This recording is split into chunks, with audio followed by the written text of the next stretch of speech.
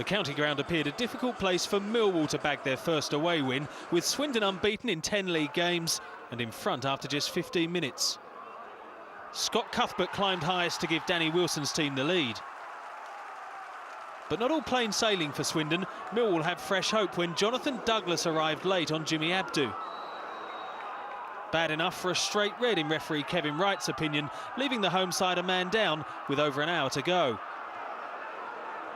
It was bound to leave gaps, and after the break, Neil Harris popped up an inviting cross for the unmarked Steve Morrison. Going for power rather than accuracy was the wrong decision. And there was a wayward look too to Andy Frampton's challenge, which evened up the sides midway through the half. John Paul McGovern poleaxed for another instant red. Even so, the Lions salvaged a point with 8 minutes left. Danny Schofield enjoyed the luxury of 2 touches for a close-range leveller. Millwall themselves now unbeaten in 3. No disrespect to Oldham after that, but that was a missed opportunity for Charlton, wasn't it? Yeah, it was. They've been struggling a bit. They can't score goals, but it was always going to be a tough game. Dave Penny has turned Oldham around, and Dave Penny goes under the radar. He's a good manager. He's done great at Doncaster, at Darlington, and he knows that league very well. 3 of the other clubs that we saw there, Colchester, MK Dons and Swindon, are all in or around the playoff area. Who would your money be on at the moment? Who takes your fancy most? It's a tough one, but I mean, Danny Wilson's done a terrific job at Swindon, and I work with Danny, and he knows that division, and he knows what it takes. I mean, Paul Ince has gone back, I think, to his spiritual home, let's say, and he's comfortable there. But I just fancy Swindon to do well this year. Just because of your loyalty to Danny Wilson? Hey, I don't want to get into trouble. That's why I mentioned Paul Ince as well, by the way. I'll mention Adi Boothroyd, then we mentioned all 3 of them.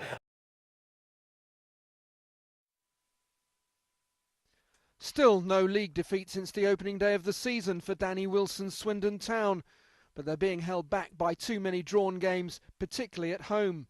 Former Celtic youngster Scott Cuthbert had Town leading after a quarter of an hour, but Swindon then reduced their chances of mopping up 3 home points when they were reduced to 10 men. Jonathan Douglas with a straight red card. Jimmy Abdu was the poor chap on the receiving end of Douglas's lunge. Millwall tried to make the most of playing against 10 men, but Steve Morrison couldn't finish off Neil Harris's approach play. On 64 minutes, referee Keith Wright evened up the numbers. Andy Frampton's high tackle brought him the 2nd red card of the game. 5 goals last time out against Tranmere, but Millwall have really struggled for goals on their travels this season. 8 minutes from the end, Danny Schofield scored just the Lions' 2nd away league goal this season. But that was enough to see them leave the county ground with a point. It was almost 3 points. From just 6 yards out, Scott Barron so nearly netted his first senior goal, but the Barron run continues for him.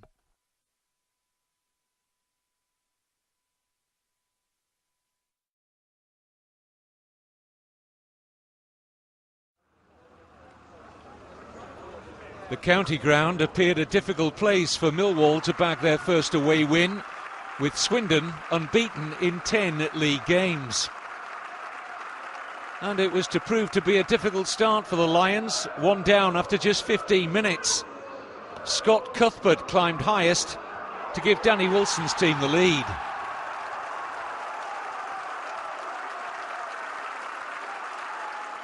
But not all plain sailing for Swindon. Millwall had fresh hope when Jonathan Douglas arrived late on Jimmy Abdu.